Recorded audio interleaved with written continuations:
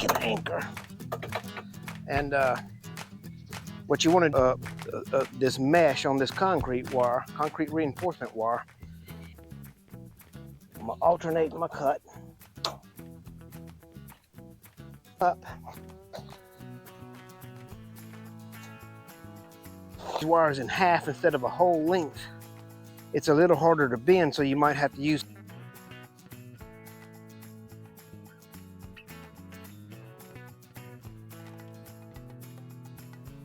Hello again, everybody. Thanks for coming back to the channel. Welcome back to the channel. And if you're new to the channel, thanks for visiting with us. Well, look, guys, it's that time of year again. It's time to put those tomatoes in the ground. So it's time to start thinking about how we're going to do that. And if you're like me, you're always trying different things. And over the years, I've tried all kind of different ways to support my tomatoes and different plants as well. And I've tried stakes and T-posts and cattle panels and all kind of things, but over the years I finally settled on tomato cages, but it's got to be the right cage. And to me, they work the best. And so I'm going to show y'all today what I consider to be the best tomato cage and how to make the best tomato cage. And it's real simple. So if y'all follow me, I'll show y'all. It ain't hard. Watch this.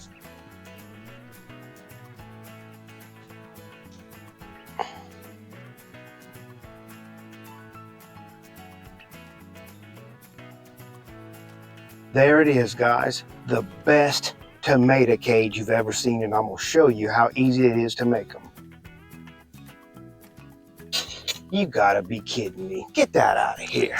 Get that out of my garden. That ain't the best tomato cage, guys. Those things, they a dime a dozen.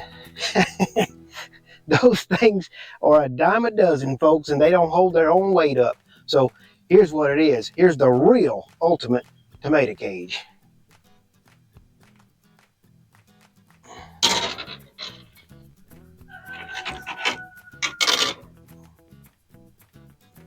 That's it, folks. It's made out of concrete reinforcement wire, and they're real easy to make, and they go in the ground real easy with no supports, and they hold all your tomato plants, your peppers, eggplants. I've even had squash, if you train your squash to grow up in them, like zucchini squash and your yellow summer squash. So y'all go with me, and I'm gonna show y'all how to make the real ultimate tomato cage.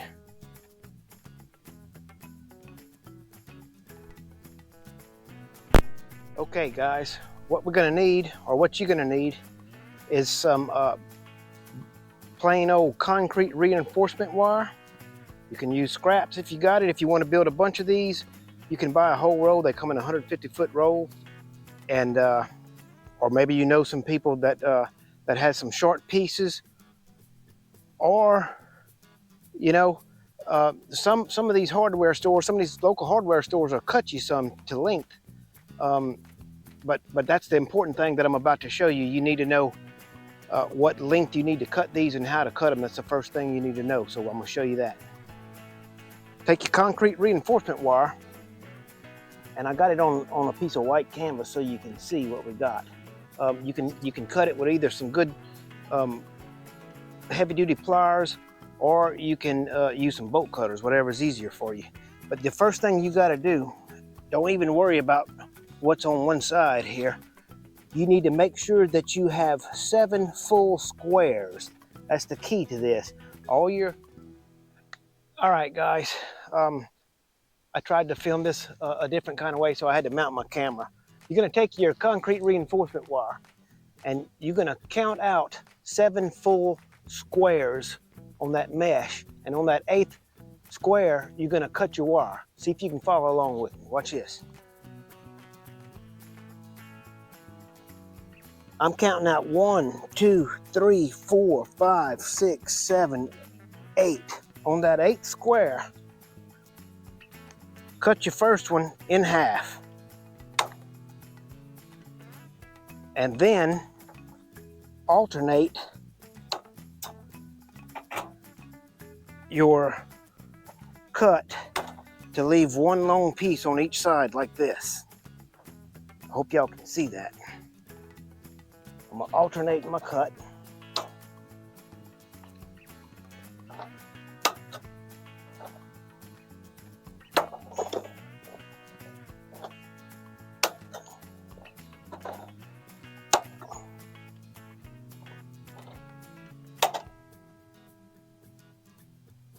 Now when y'all get to that second to last one, cut that one in half. Because this bottom part is going to be the part that we're going to use to stick this cage in the ground. So we're going to cut all of these long. So you'll have that one last piece of wire off of here.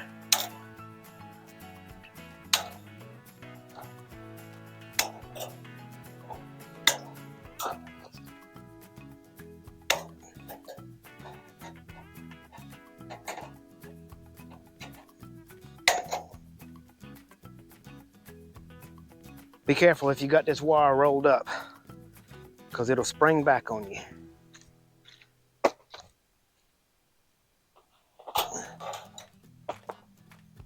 So what I've got, this piece will be the bottom, and that's going to stick in the ground. And you're going to take this and you're going to mold it kind of in a round shape to make it easy to join together. You ain't got to have it all perfect. Now, match it all up.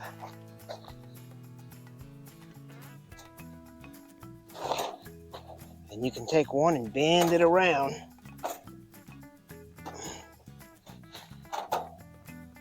To hold it together, kinda. And just bend them all around. They're real easy because they cut long. Bend them all around. Now, these short ones, the reason I cut some in half is so that on each end, the bottom and the top, you can join those together and they have a wire on both sides, making it real strong. The only problem is when you cut these wires in half instead of a whole length, it's a little harder to bend, so you might have to use some pliers, and I'll show y'all in a little while. The first ones I used to make, I had them all cut in half, like this, and there was all little short pieces of wire like this that is kind of hard to bend. And as I got older, I realized it's a lot easier to bend these longer ones.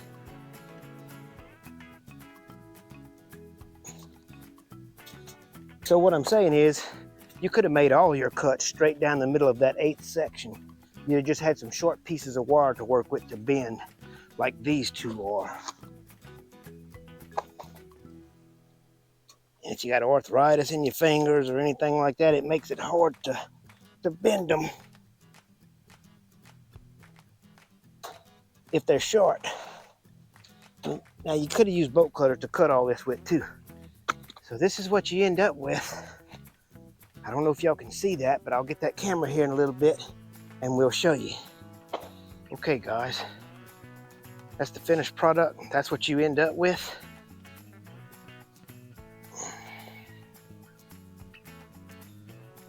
I'll back up.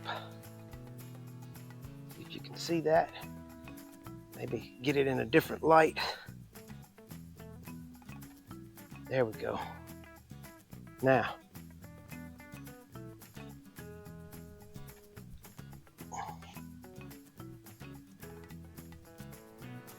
if you'll notice, if you can see that, I have two older ones here. One's taller than the other one. That's because over the years, the wire at the bottom, the stakes at the bottom, they start wearing. And when they wear, if they wear too short or break off, then they won't stick in the ground good. So all you have to do is cut this off, the last ring, and you'll have brand new rods to stick in the ground like this one. So this one's a little short, so you can do that several years. In other words, your cages might get shorter and shorter. But these cages that you see right here are some that's probably, I'd say, 10 to 12 years old, maybe older, and they're still going. So you can see how good these things, well, I got roots of the tree right here, how good they stick in the ground.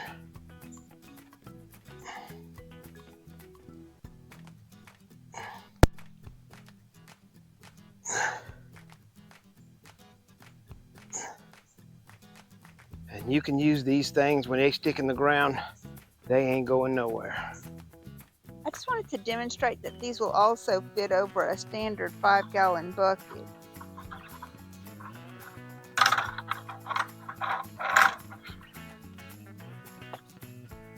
Just like that.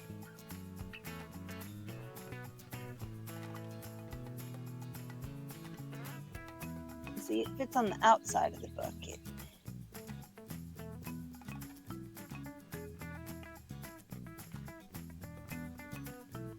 If y'all like this video, or y'all got any questions, leave it in the comment section. Just remember, 7 squares on that 8 square, you cut your wire, wrap it around, tie it together. The best tomato cage there is. They work, people, I'm telling you. Look, thanks for watching. Thanks for spending time with us. If you like this video, like, share, and subscribe. We'll see y'all next time. All right, bye-bye.